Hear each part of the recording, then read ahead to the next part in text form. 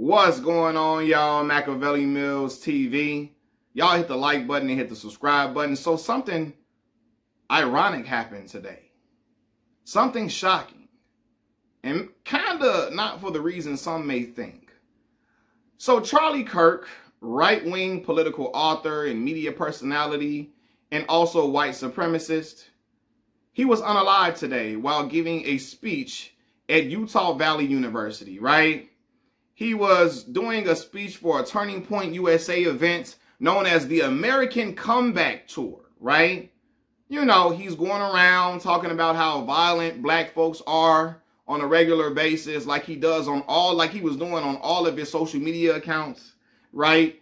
Always talking about black folks being so violent and we just a whole bunch of thugs and whole bunch of just gang violence everywhere, and we just a whole bunch. As a matter of fact, right before he was shot, he was talking about black gang violence and black folks being just violent, etc.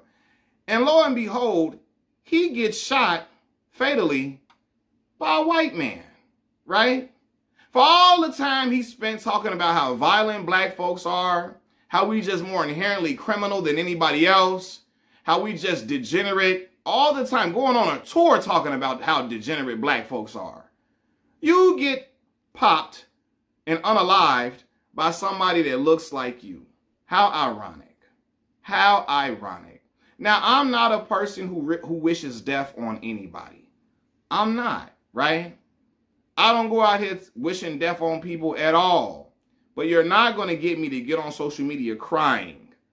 And I'm talking about rolling around on the floor sobbing for a white supremacist who really never cared about anybody. Like, for real, he never cared or showed sympathy, or not even sympathy, empathy for black people who were unalived at the hands of law enforcement unjustly.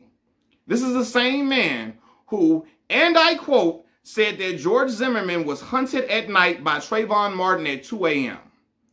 Why do you think I'm going to get on here crying and sobbing for a man that said that? A black child he made out to be a predator, right? He had no compassion for black children, black women, black men at all who were gunned down by law enforcement unjustly. At all.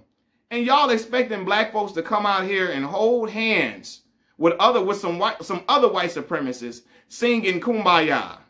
Y'all, respectfully, disrespectfully, get the fuck out of here. Like, it's no, like, come on, fam. No. We not doing it. We not doing it at all. For real. I promise y'all, the crazy thing about it is, if Charlie Kirk was unalived by a black man, they would have used that as ammunition to talk about the thuggery all around black folks at any turn. But because it was another white man that shot him, now they're going to try to make it into something political. It was the left. It was the left. It wasn't, you know, all this white on white crime, you know, in all this political violence that's going on amongst white folks. They're not going to talk about that. They're not going to talk about white on white crime that's occurring in the political sphere. Because at first it was Donald Trump who got popped, you know, and now it was Charlie Kirk, you know, who's the victim of gun violence, you know. But I just know how it all works. If this was somebody black, this would have been used as ammunition or validation of black people being thugs. But they're not going to talk about the thugs walking around in Utah. God damn it, I'm afraid to be in Utah right now. I'm afraid for my life. Me and my family, me and my children, I'm scared to go around Utah now. For real, it's a whole bunch of thuggery and buggery going all around Utah. Just thugs walking all around. A whole bunch of people that look like Slim Jesus.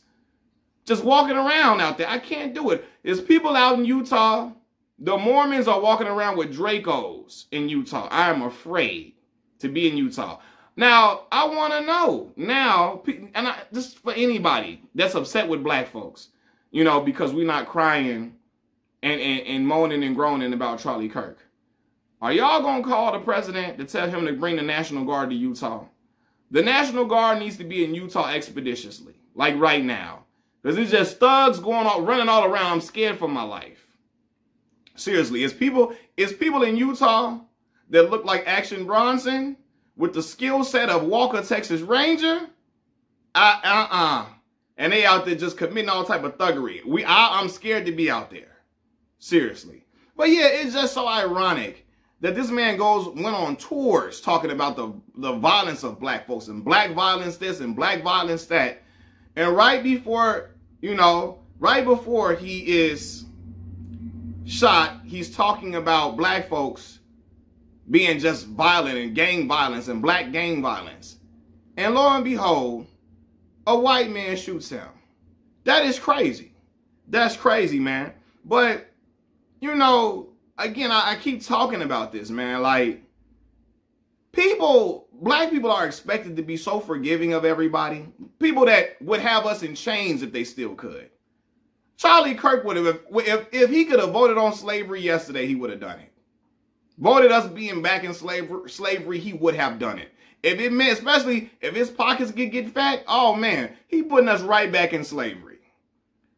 People be wanting black folks to have all this empathy and compassion for people who never have compassion for us. Every time I get on social media, I'm looking at jokes about George Floyd's unaliving, right? Even when you see a black man getting unalived or have his life taken from him on camera, and I have to say the word unalived because if I say the K word, I could get demonetized, right? I'm already treading on thin ice with this topic right now. So I can't say the K word. You can see we're in a world where you can see a black man have his life taken from him by law enforcement on camera, and you will still have people denying that it happened, right? Blaming it on fentanyl. I see George Floyd's death mocked on a regular basis.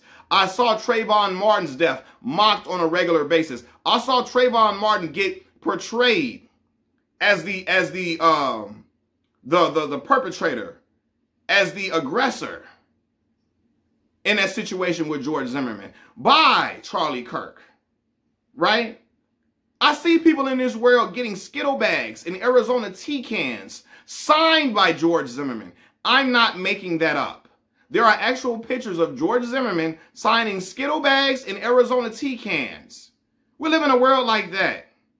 In a world like that. And you think, and you get mad at black folks because we have some compassion. Yeah, he said those things, but he's still a father. Let me tell you something. He had a family. Trayvon Martin had a family. He was somebody's son. He was somebody's son. And you had Charlie Kirk and his crew of minions making fun of Trayvon Martin's death, right? And now you want compassion for black people. You have lost your mind. Y'all have lost your mind out here. This man, compassion? Do you know how much we don't get no compassion when Sandra Bland, Eric Garner getting choked on camera and people make fun of the I can't breathe. They make fun of it and mock it. They mock that death. They mock those deaths, not just that one. They mock those black deaths at the hands of law enforcement. And now we're supposed to have some class. What the fuck was the class at when Trayvon Martin had his life taken from him? Eric Garner, George Floyd. It's still people saying it was fentanyl. It wasn't him getting choked on camera with a knee on his neck. Are you serious? Are you serious, dog? So as far as I'm concerned, how do we know it was the shot that took out Charlie Kirk? We have to go see the autopsy and make sure it was not Percocets up in his system. We have to make sure it was not fentanyl in his system either. We have to make sure of that, you know, because it could have been something else. He could have been on some type of opioid or something like that. He could have been on some type of Percocet or something, you know. But, you know, and it's crazy, though, because me being a native of Southside Chicago, Illinois, that's where I still am today, right? I went off to college at Mississippi Valley State University, HBCU, got my degree, went to Arkansas State University at PWI, got my master's degree, came back to the south side of Chicago, right?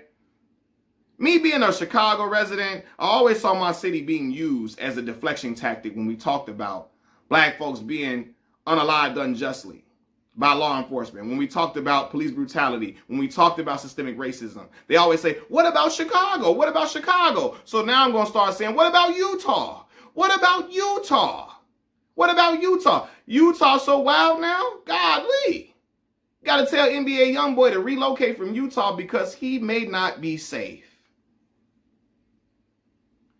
Man, it's just crazy though. All this have compassion. He had a family. Trayvon Martin had a family.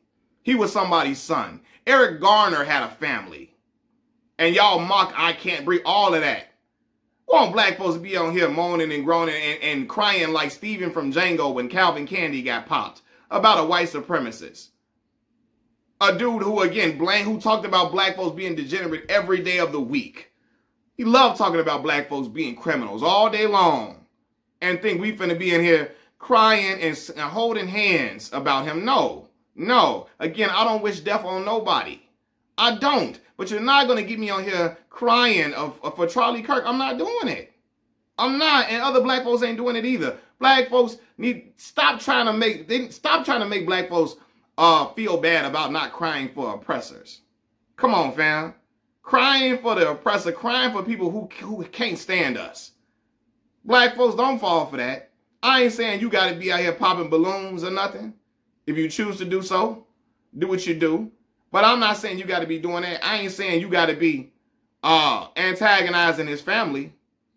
But you damn sure ain't, you better not be crying and moaning and groaning and holding a prayer circle about it, because he wouldn't pray for you. He would not pray for you if something happened to you at all. You get unalived by law enforcement, he's not going to pray for you at all.